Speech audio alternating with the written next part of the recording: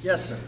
For Lottie and Madison, the Iowa situation came up and what they have done. And I didn't have enough details to refute what they were talking about. So what did Iowa do? Sure. So the question from the back was, what do they do in Iowa? People talk about the Iowa model of redistricting. So in Wisconsin, the legislature, the Assembly and the Senate, pass a new redistricting plan in the year after the census is completed, and then has to be signed by the governor. So you have the Senate, the Assembly, and the governor.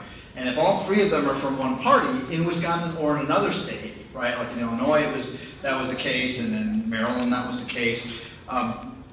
Then those states can bias the maps, rig the maps in their party's favor if they have what's called unitary control, right? What Iowa did a long time ago is they said, we don't want politicians drawing the maps. We don't want politicians deciding who their voters are. We want voters deciding who their politicians are, who their elected officials are, right?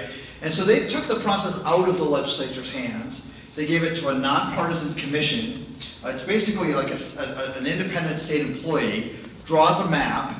The map has to adhere to some criteria about fairness. And then that map, it still has to be voted on by the legislature, but they can only vote it up or down. They can't change it. And every time they've just accepted it because that's the political reality in Iowa. In fact, in Iowa, they have unitary control, but they didn't end this process because the public is really behind there being this independent redistricting process. So we have a bill, a legislative bill, SB 13, AB 44, that is the thing that we want, that Nancy was talking about, that we want a hearing on. So that's a bill to adopt a version of the Iowa model in Wisconsin. And what would happen is the Legislative Reference Bureau, who are nonpartisan, professional, permanent staff attorneys, they don't support just Republicans or Democrats, they're independent and staff attorneys, they would draw the map, and then the legislature would just be forced to vote it up or down. And so, look, I don't think that this legislature is going to adopt the Iowa model. What could happen, there's a couple of models here. One is, if we win in the Supreme Court, their ability to rig the maps will be severely limited. And they may make a decision that politically, internally to their own body, right, that it's better for them to punt the question than to try to meet the demands of all their internal constituencies. That's a theory. I'm not sure if it's a good theory, but that's a theory.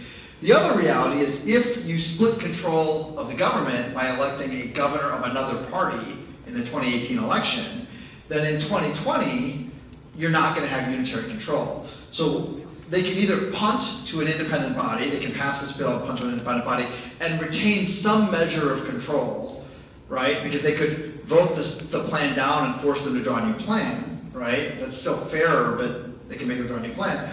Or not do that, and it'll end up in the courts and they'll have no control at all, because the federal court will impose a redistricting plan. That's actually what happened in Wisconsin in 1981, 91, and 2001. The parties couldn't agree, so the federal courts drew our maps. And they generally drew pretty fair maps, because they don't have a partisan axe to grind. And the judges aren't even often from Wisconsin, so they're just looking at the data. So that's the Iowa model, is to make the process independent, and that's something that we're fighting for, here and across the country.